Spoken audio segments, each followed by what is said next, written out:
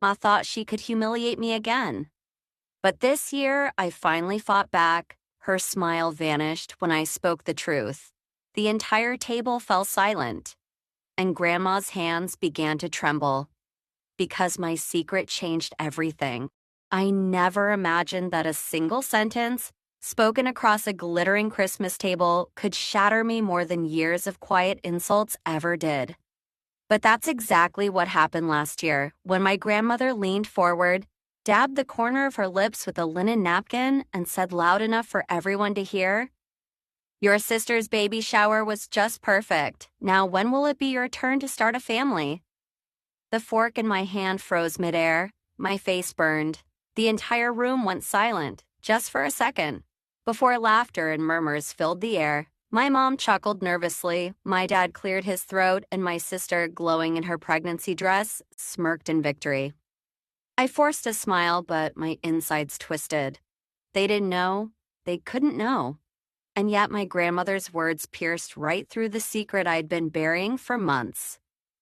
Growing up, my sister Emily was always the golden child, 2 years younger than me, yet somehow light years ahead. She got perfect grades, she made varsity cheerleading, she landed a boyfriend in high school that everyone adored. Meanwhile, I was the quiet one, the bookworm, the girl who never quite fit in.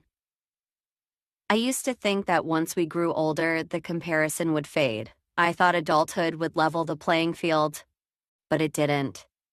Emily married young, her college sweetheart Jason. He came from a wealthy family, worked in finance, and fit into every photo like he belonged on the cover of a magazine. I, on the other hand, graduated with student debt and bounced from job to job, never staying long enough to feel secure. Every holiday became a stage for my failures. Emily and Jason just bought a house, Grandma would announce. Emily is expecting her first baby, my mom would beam. And then the same question always followed, aimed at me like a loaded gun. So, when are you going to settle down? I learned to laugh it off, to sip wine until the sharp edges of their judgment dulled. But last Christmas, it was different. Because this time, I had a truth so heavy I could barely carry it. Emily's baby shower had taken place 2 weeks earlier. It was extravagant. Balloons in pastel pinks and gold, catered food, personalized party favors. I stood there smiling for photos, clapping during the gift unwrapping, but inside, I felt hollow.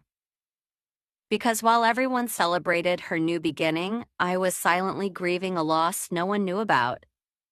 6 months earlier, I had been pregnant. His name was Ryan. We had been dating for almost 2 years. He wasn't perfect. He struggled with commitment, with keeping promises. But I loved him. And when I found out I was pregnant, I convinced myself that maybe this was the thing that would finally make him stay. I pictured telling my family, shocking them with the news that I was finally the one ahead, the one with something to celebrate.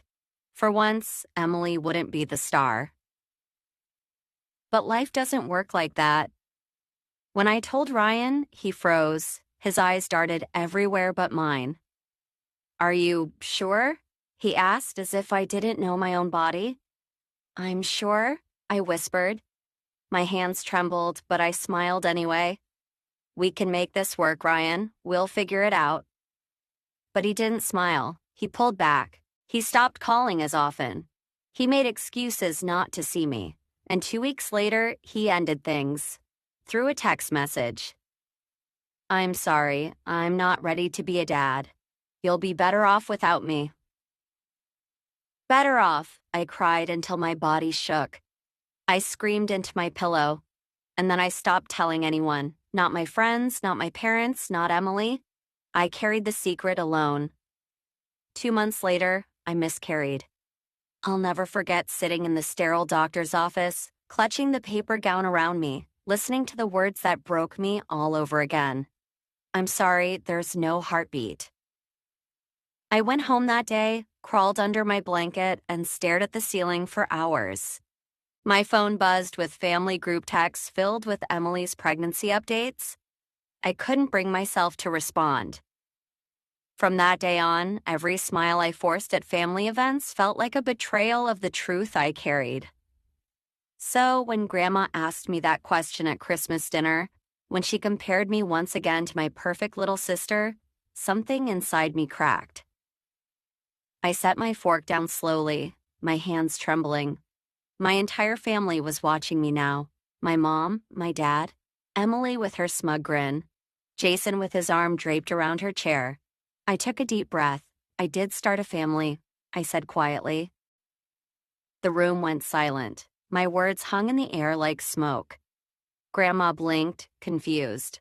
What do you mean, dear? I looked at Emily. For the first time, her confident smile faltered.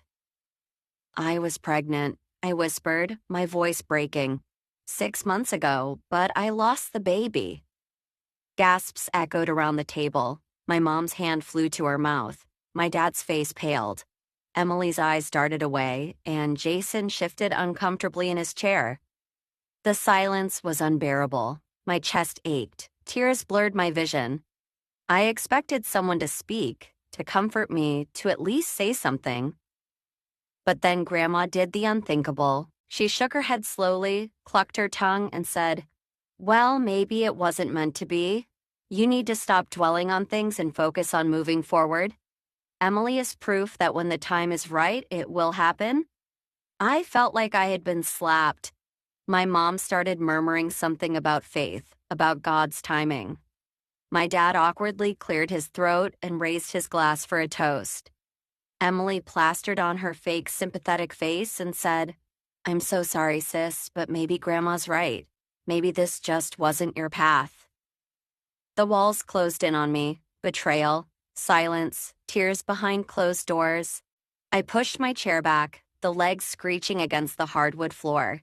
Everyone turned to look at me. My voice trembled, but I forced it out. "You all act like my pain is nothing. Like my loss doesn't matter because it doesn't fit your perfect little narrative of Emily's fairy tale life. But I'm done pretending." "Sweetheart, don't cause a scene," my dad muttered. "A scene?" I laughed bitterly, the sound hollow. "This family has been humiliating me for years, and you want me to sit here quietly while you dismiss the most painful experience of my life?" Nobody moved. Nobody spoke. So I grabbed my coat, stormed out the front door, and let the cold December air slap me in the face. Snow crunched under my boots as I stumbled to my car, tears freezing on my cheeks. For a moment, I considered driving away and never looking back, leaving them all behind. But when I opened my phone, I saw a new message from an unknown number. It read, "I know what really happened with your pregnancy. Meet me tomorrow at 10 a.m. if you want the truth." My breath caught in my throat. My heart pounded. What truth? Who was this person? And why did I feel deep down that Emily might be involved? Grandma's fork was still trembling when silence filled the room. The clinking of silverware, the laughter, the holiday spirit, everything froze. And all eyes were on me. For years, I had swallowed her cutting remarks like bitter medicine, lazy, failure, too picky, too selfish. Every Christmas, every family gathering, it was the same cruel chorus. But tonight, I finally had something she didn't know. Something that would shatter her smug superiority. I let the silence stretch, savoring the shock on her face. Then, calmly, I placed my napkin on the table and said, "Actually, Grandma, I did start a family. I just chose not to invite anyone who thinks I'm not enough." A gasp rippled across the table. My sister shifted uncomfortably in her seat, clutching her baby bump. My mother's lips parted as though to scold me, but no words came out. What do you mean?" Grandma stuttered, her voice trembling with both outrage and fear. I leaned forward. "I mean, while you were busy praising Emma's baby shower, I was busy building something that mattered. Something real. Something you'd never understand." "Don't be dramatic," my uncle scoffed, reaching for his wine glass. "This is Christmas. Don't ruin it." But it was already ruined, years ago, by their whispers, their comparisons, their laughter behind my back, and now I was done pretending. Dramatic, I echoed, my voice shaking but loud enough to command the room. Do you have any idea what it feels like to be treated as the family disappointment every single year? To be reminded that you're not married yet, that you don't have kids, that your job isn't impressive enough? While Emma gets treated like royalty just for existing? Emma looked down, embarrassed. For once, she didn't seem so smug. This isn't about Emma, Grandma snapped. This is about you and your choices. No, Grandma, I said firmly. This is about your cruelty. The air was thick with tension. I could see my father shifting uncomfortably, torn between defending his mother and protecting me. He had never stood up for me before. Why would tonight be different? I reached into my bag and pulled out a small stack of envelopes tied with a ribbon. My hands trembled as I set them on the table. What's that? My cousin asked. Proof, I said simply. One by one, I handed them out. Inside each envelope was a photograph, me standing beside children. Not my biological kids, but kids from the foster program I had secretly been volunteering with for over a year. Kids who had no family to celebrate Christmas with. Kids who saw me as their safe place, their role model, their big sibling. I may not have children of my own, I said, my throat tight, but I've been raising hope for children who needed it most. While you judged me, I was becoming the family someone else prayed for. My aunt gasped when she saw the photos. My father's eyes softened with something like guilt. Even Emma's expression melted into admiration. But Grandma, her face turned red with fury. You think this makes up for your failures? She hissed. Volunteering with strangers. That's not a real family. That's just charity work. Her words stabbed deeper than I expected. For a moment, I almost faltered. But then I remembered the laughter of the little boy who had clung to me after his parents abandoned him. The letters the kids wrote me, calling me their Christmas angel. The way their eyes lit up when I promised to visit. And suddenly, I wasn't afraid anymore. You're wrong, I said, my voice strong. Family isn't just blood. Family is love. Family is showing up when nobody else does. And if you can't see that, then maybe you don't know what family means. The table erupted. My uncle muttered under his breath about oversensitivity. My aunt told him to shut up. Emma whispered, I'm proud of you, though she didn't dare raise her eyes to Grandma. And Grandma, she slammed her hand on the table so hard the glasses rattled. How dare you lecture me in my own house? It's not your house, I shot back. It's Dad's. And maybe it's time someone else takes charge of what happens here.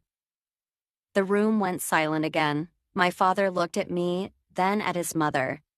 I could see the war raging inside him, the fear of standing up to her, the exhaustion of years of control. Finally, he spoke. She's right, Mom. Gasps filled the room. My heart nearly stopped. Dad continued, his voice firm. You've humiliated her for too long. Every holiday, every birthday. You've made her feel small. That ends tonight. If you can't respect her, you're not welcome here. Grandma's jaw dropped. For the first time in my life, I saw her powerless. You'd choose her over your own mother? She whispered, shaking. I'd choose kindness over cruelty, Dad said. Tears burned my eyes. For the first time, my father was protecting me. Grandma pushed her chair back violently, muttering curses under her breath. She stormed out of the dining room, her footsteps echoing down the hallway. The front door slammed shut behind her. The silence that followed was suffocating. Nobody dared to move. Then, slowly, my father reached across the table and squeezed my hand. I'm sorry, he whispered. I broke down in tears, all the years of pain, all the swallowed anger. All the nights I had cried alone, it finally spilled out.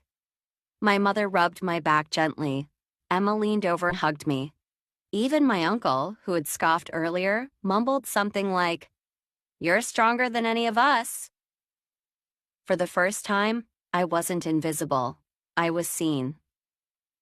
Later that night, after everyone had gone to bed, I sat by the Christmas tree with the photos in my lap.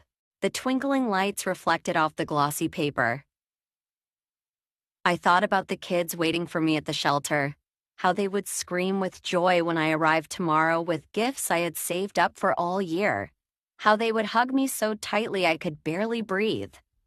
That was my family, the one I had chosen, the one who loved me without conditions.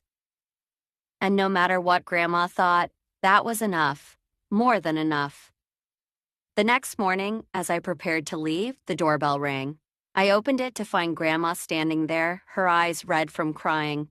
She held something in her wrinkled hands, a small, wrapped present. I shouldn't have said those things, she muttered, avoiding my gaze. I thought being family meant following traditions, but maybe I was wrong. I didn't know what to say. She pressed the gift into my hand.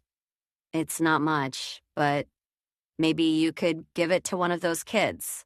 From me." For the first time in my life, I saw humility in her eyes. And in that moment, I realized something. Sometimes, even the hardest hearts can change. I nodded slowly. "Thank you, Grandma." She smiled faintly. "Merry Christmas, dear." And just like that, the walls she had built for decades began to crumble. That Christmas dinner didn't destroy me. It freed me. It forced my family to finally see me, to respect me, to understand that worth isn't measured by babies or weddings or job titles.